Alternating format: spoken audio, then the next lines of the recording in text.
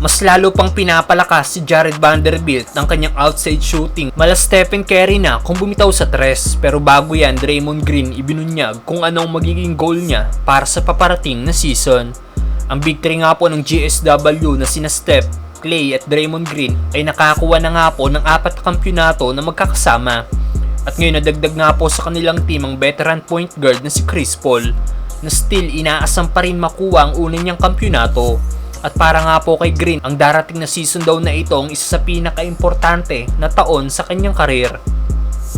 Hindi daw ito para i-redeem ang kanyang sarili kundi para tulungan daw si CP3 na makuha ang una niyang kampyonato.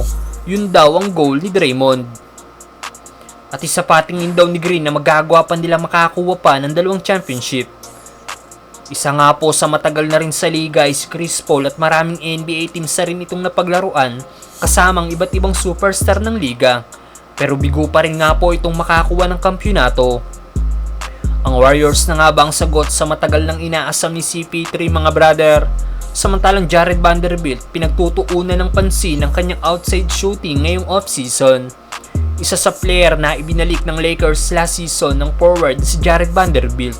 Malaking nga pong naitulong ni Bando kung bakit nakaabot ang Lakers sa West Finals dahil sa offense, defense at mga hustle play na ginawa nito.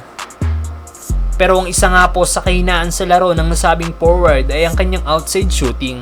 Dahil last season sa Lakers, nag-average nga lang po ito ng 30% shooting beyond the arc.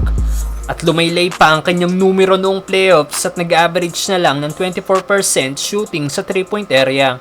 Pero ngayon pinapalakas na nga po ni Bando ang kanyang weakness dahil ito ang pinagtutuunan niya ng pansin sa kanyang ginagawang practice. Mukhang gugulatin tayo ni Jared Vanderbilt sa kanyang outside shooting sa paparating na season mga brother.